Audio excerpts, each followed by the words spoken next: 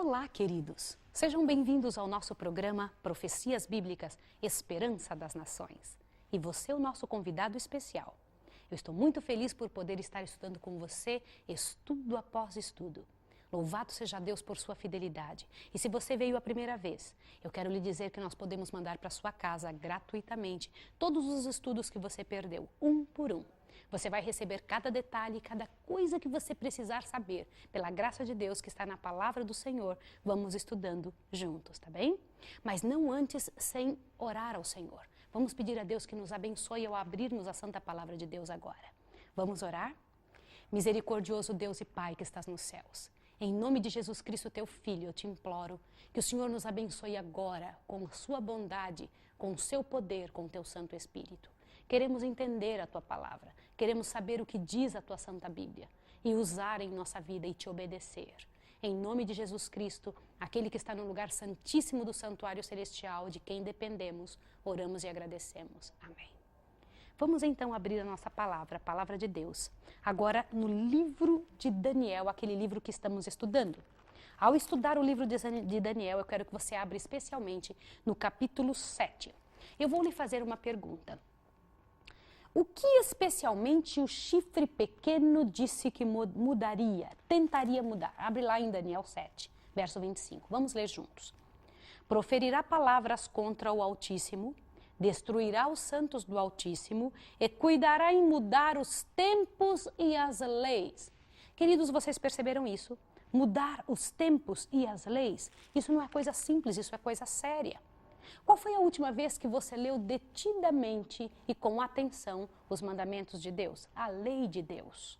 Vamos olhar, por favor, lá em Êxodo capítulo 20. Eu quero analisar com vocês. Eu sei que nesse estudo nós já olhamos outras vezes, nós já estudamos, mas eu gostaria que você visse a seriedade da vontade do nosso Deus por ter nos entregado esse tesouro precioso que é a sua lei, a maneira correta que Ele espera que nós vivamos. Nosso comportamento, a nossa ação. Vamos ler, achou? Êxodo capítulo 20, veja do verso 3 em diante. Diz o seguinte, o primeiro mandamento: não terás outros deuses diante de mim. Queridos, não ter outros deuses significa não colocar nada no lugar que deveria ser colocado Deus.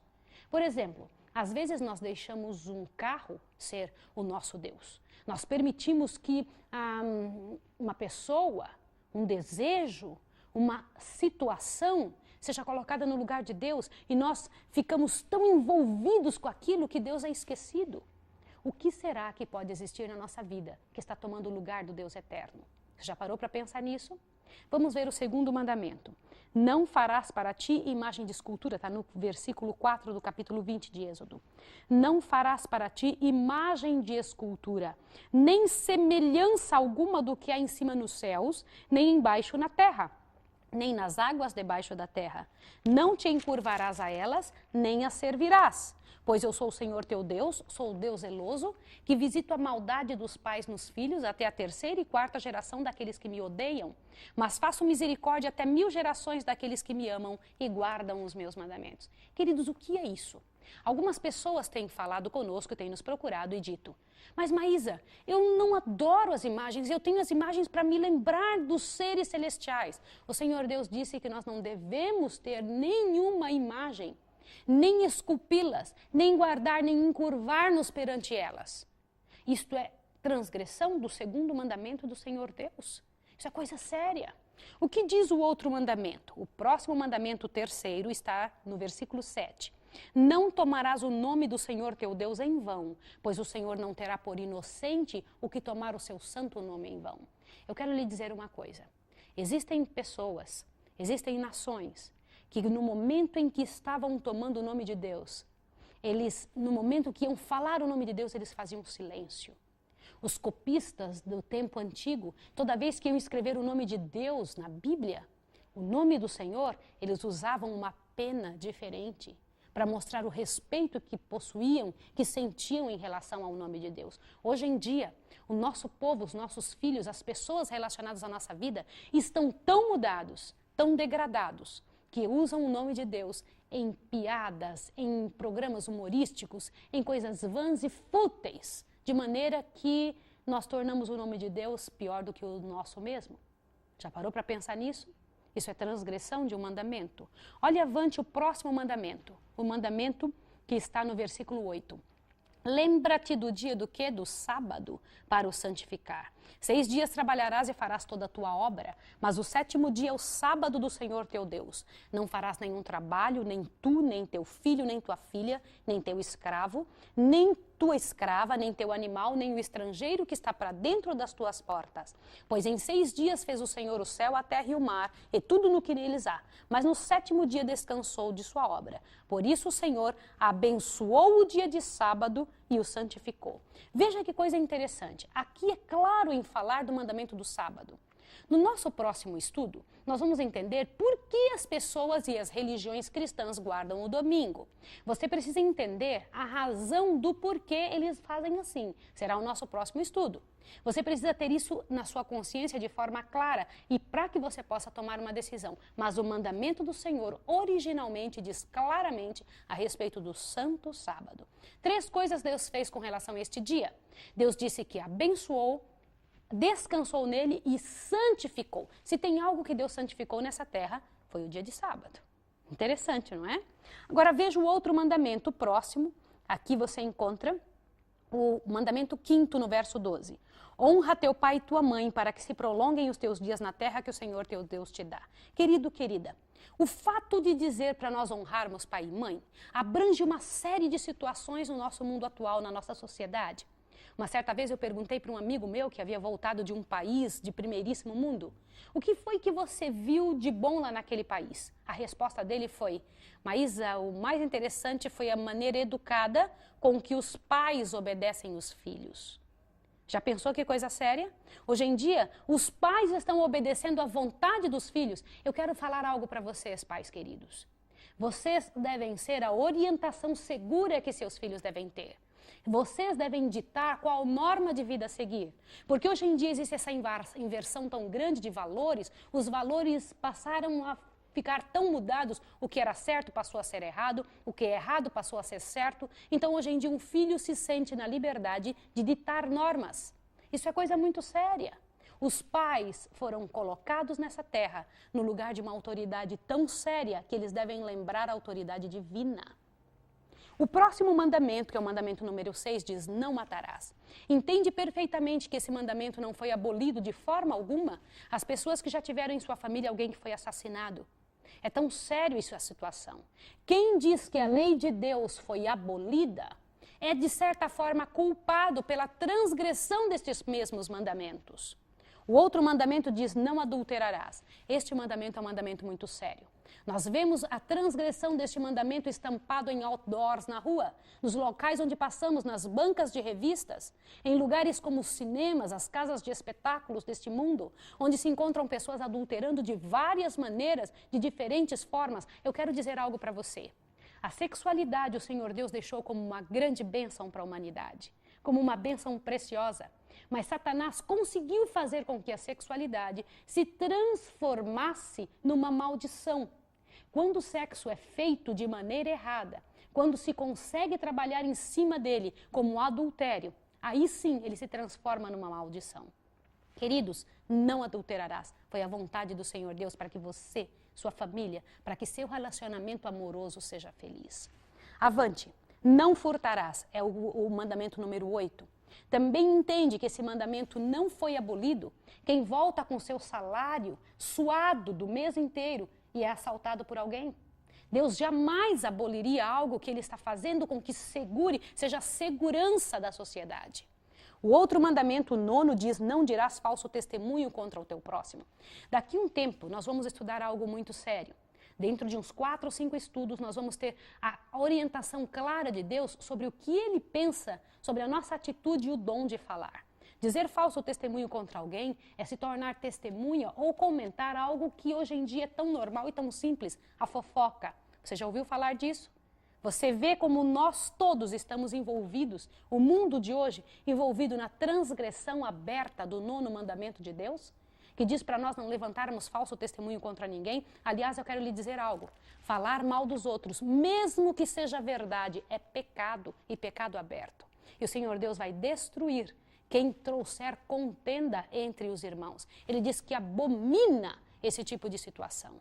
É muito sério nós tirarmos da vida de alguém a liberdade de ele continuar com seu nome limpo, com sua reputação limpa. E o último mandamento, é o que está no versículo 17 do capítulo 20, diz: não cobiçarás a casa do teu próximo, nem a mulher do teu próximo, nem seu escravo, nem sua escrava, nem seu boi, nem seu jumento, nem coisa alguma do teu próximo. Queridos, isso é seríssimo. Isso faz muita diferença na nossa maneira de ver e entender as coisas. Eu vou lhe fazer uma pergunta sincera, verdadeira, para que você possa me responder e me fazer compreender qual é a tua maneira de pensar. Você crê que estas leis justas, da maneira como são, foram mudadas? Consegue imaginar que estas coisas que asseguram a minha e a sua felicidade, que asseguram nossa comunhão, que asseguram nossa maneira de pensar e de agir, nossa maneira de adorar, que envolvem nossa adoração, estes mandamentos, essas palavras claras que asseguram nossa família, que asseguram nossos negócios, que asseguram, enfim, a nossa vida inteira, nosso comportamento, nosso caráter, foram abolidos? Abolidos ainda, alguns dizem, pelo Senhor Jesus Cristo. Imagine algo assim, nesse tipo de posicionamento. Jesus, o Filho de Deus, aboliria aquilo que o Pai, Ele próprio fez? É muito sério e eu tenho que lhe fazer algumas outras perguntas. O que a Bíblia chama de pecado? O que é pecado? Vai na sua Bíblia em 1 João, capítulo 3, verso 4. Vamos juntos, lá no finalzinho da Bíblia.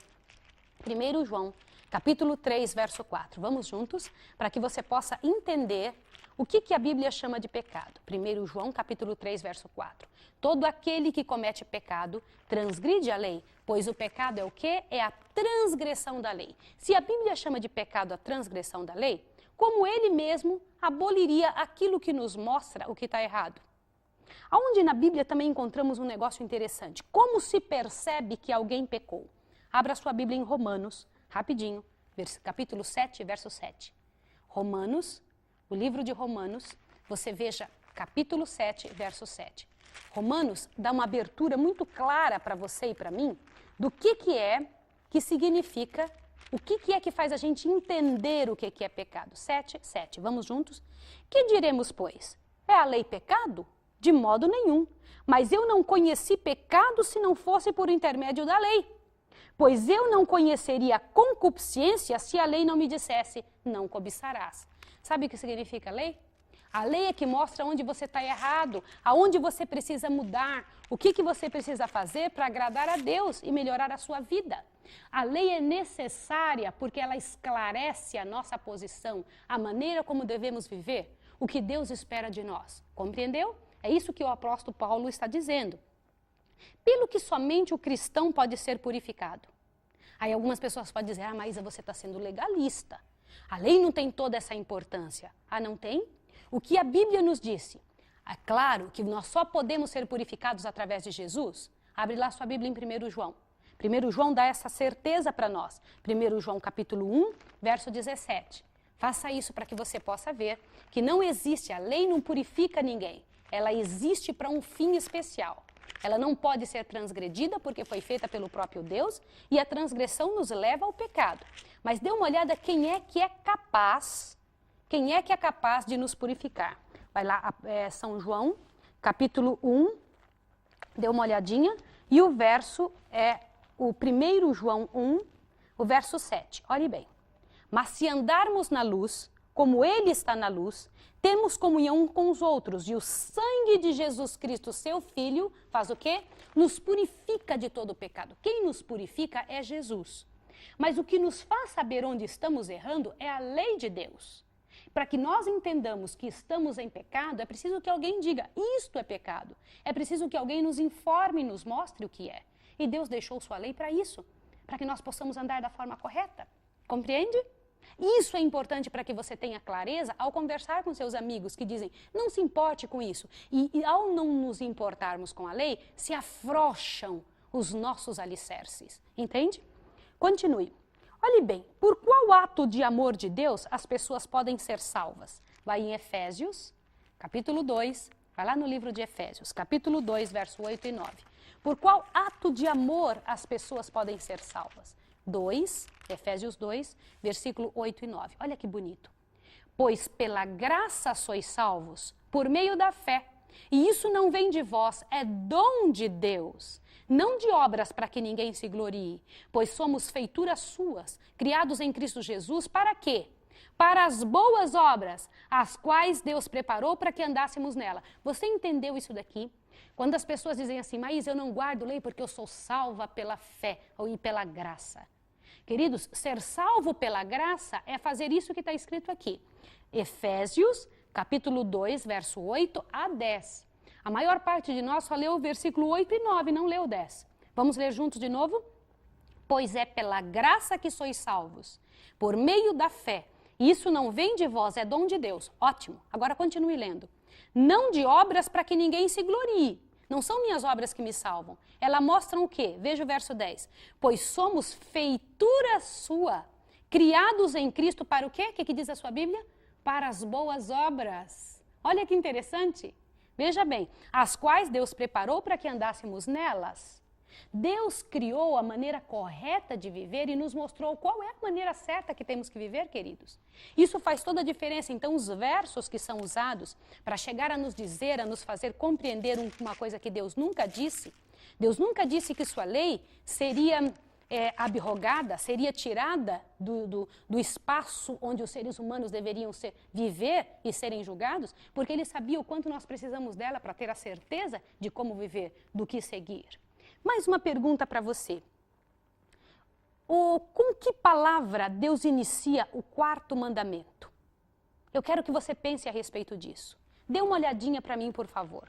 Vai lá na sua Bíblia, em Êxodo capítulo 20. Dê uma olhada, por favor, para que você possa compreender. Êxodo capítulo 20. O que diz ali? Lembra-te do dia do sábado para o santificar. Lembra-te. Por que lembra-te? Qual era a intenção de Deus? Se lembra-te porque sabia que nós esqueceríamos, não é verdade? Isso faz toda a diferença numa compreensão séria. Agora, por que é que o chifre pequeno disse que poderia mudar a lei de Deus? Baseado em que autoridade? Autoridade de quem? Com que tipo de poder ele faria isso?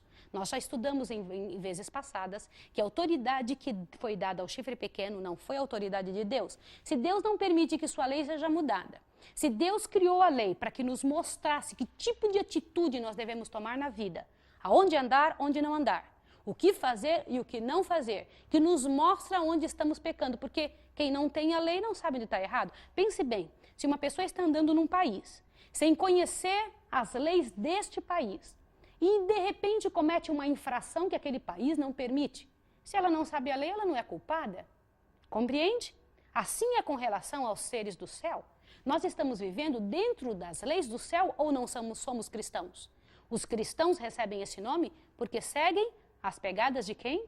De Cristo. Recebem o nome dele porque seguem o reino de Cristo. E no reino de Cristo as leis são as leis de Deus, é que comandam, é que regem. Não é interessante ver isso? Vou lhe fazer mais uma pergunta. A religião do Antigo Testamento era legalista? Você acha que sim ou não? A religião do Antigo Testamento. Algumas pessoas falam, Maísa, mas a religião do Antigo Testamento era tão legalista. Abra sua Bíblia no livro de Miqueias. Miqueias é um pouquinho para frente de Daniel. Miqueias, capítulo 6, verso 8. Eu quero que você veja que coisa interessante. É legalista a religião do Antigo Testamento ou não? Eu vou ler uma parte do Velho Testamento. Miqueias, capítulo 6, verso 8. Ele te declarou, ó homem, o que é bom. E o que é que o Senhor pede de ti? Senão que pratiques a justiça, ames a misericórdia e andes humildemente com o teu Deus? Você entende que esta é o centro da vontade de Deus? Por isso que ele fala não. Atrás de todo não de Deus existe uma bênção. Uma bênção para você, em primeiro lugar, e também uma bênção para todas as pessoas que vivem ao redor de você. Incrível, não é?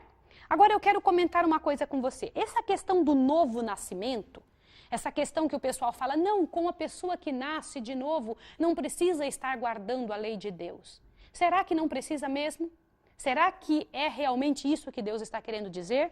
Será que o novo nascimento já existia no Antigo Testamento? Vai na sua Bíblia no livro de Ezequiel. Ezequiel um pouquinho antes de Daniel. Vai aí, Ezequiel capítulo 36, e dê uma olhada o que a Bíblia fala sobre novo nascimento, pessoas renovadas. Ezequiel capítulo 36, verso 26 e 27. Aliás, é um dos meus versos preferidos, prediletos. Dá uma olhada comigo. Dar-vos-ei um coração novo, porei dentre vós um espírito novo. Tirarei de vós o coração de pedra e vos darei um coração de carne. Porei dentre vós o meu espírito e fazei com que andeis nos meus estatutos, que guardeis os meus juízos e os observeis. Você entendeu isso daqui? A questão do novo nascimento já existia no Velho Testamento. E Deus sempre dizendo, eu vou colocar um espírito novo, um coração novo. Que você trabalhe com esse espírito novo de forma que tenha prazer em servir as minhas leis. Olha que coisa boa. Louvado seja o nome de Deus. Agora, deixa eu te perguntar uma coisa. Deus, sua lei, seu plano, muda? Sim ou não? Vamos deixar Jesus responder e depois eu quero que o próprio Jesus responda. Vai lá em Mateus 5. Mateus 5 pode responder isso para você de forma bem clara. Mateus capítulo 5, verso 17. Não penseis que vim destruir a lei ou os profetas. Não vim para destruí-los, mas vim para cumpri-los. Porque em verdade vos digo que até que o céu e a terra passem, nem um jota ou um tio se omitirá da lei sem que seja tudo cumprido. Até que o céu e a terra passem. O céu e a terra já se passaram? Não, de forma alguma. Queridos, Jesus não mudou lei alguma, graças a Deus. Esses versos que comentam a respeito da graça de Deus também dizem que nós somos salvos pela graça, isso é verdade. Nós somos salvos exclusivamente por Jesus, mas as obras que fazemos mostram quem é que nos dirige. Aquilo que fazemos mostram quem é que está no comando de nossa maneira de pensar, de nossa existência, de nossa maneira de viver. Vai na sua Bíblia em Malaquias 3:6. Malaquias, o último livro do Velho Testamento, vai te indicar se Deus é capaz de mudar. Se Deus muda de alguma maneira. Se o Senhor Deus faz isso que as pessoas dizem que Ele faz. Veja, Malaquias capítulo 3, verso 6. O que a tua Bíblia diz? Eu vou ler com você. Eu, o Senhor, não mudo. Por isso, vós, ó filhos de Jacó, não sois consumidos. Queridos, queridas, há algo grandioso dentro dessa perspectiva que precisamos entender. Nosso Deus é um Deus justo, sábio. Ele tem sua maneira de agir, uma maneira clara, verdadeira, aberta, transparente e uma maneira correta de agir conosco. Ele colocou de forma clara e simples, sem precisar de várias páginas, a constituição do seu reino, que é a sua lei. O inimigo de Deus, no desejo de fazer com que os seres humanos pequem, espalhou pelo mundo inteiro que após a morte de Jesus, as leis foram cravadas na cruz. No nosso próximo estudo, você vai entender que lei é que foi cravada na cruz. Se existe alguma lei que foi cravada na cruz, e nós já sabemos que a lei de Deus é eterna, que Deus disse que Ele não mudou, como, de que maneira que nós podemos entender essa situação? Se a lei de Deus não mudou, e o próprio Jesus disse isso, qual foi a lei que foi cravada na cruz? Se é que existe uma lei que foi cravada ali, a Bíblia tem que explicar, porque a Bíblia não se contradiz. E você precisa entender estas verdades para que não seja enganado pelo inimigo de Deus. Desde o céu, o inimigo de Deus odiava a lei do Senhor. Ele já não queria que as pessoas andassem. Ele foi o primeiro que pecou, o primeiro transgressor da lei de Deus, o primeiro homicida, o pai da mentira. Todas as coisas que Deus não gosta, foi ele que fez a primeira vez. E ele gostaria muito que você fizesse isso também. Ele queria ver a humanidade inteira envolvida nessa desgraça. Querido, querida, tome uma posição em nome de Jesus. Refaça com sua família todos os alicerces daquilo que você acredita. Comece a repensar sobre as coisas que você acredita que eram boas, sobre sua maneira de divertir-se, a maneira de vestir-se, a maneira de se alimentar, a maneira de pensar, a maneira de se propor com relação ao futuro. Isso tudo decide de que lado que estamos, quem é que é o nosso Deus, quem é que nos dirige. Nosso Deus tem mais para a sua história e para a minha. Nosso Deus deseja que a sua vida seja uma bênção completa, não somente para você, mas para todas as pessoas com quem você convive. Quem acredita no que Deus acredita, vive uma vida feliz, vive uma vida de paz, vive uma vida de sossego, e é isso que eu quero que você viva.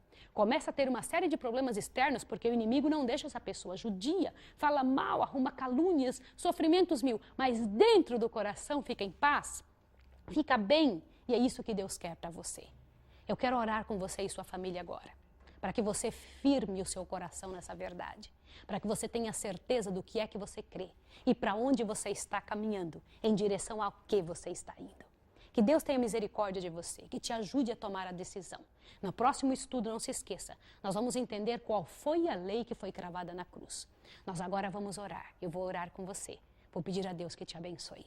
Vamos orar?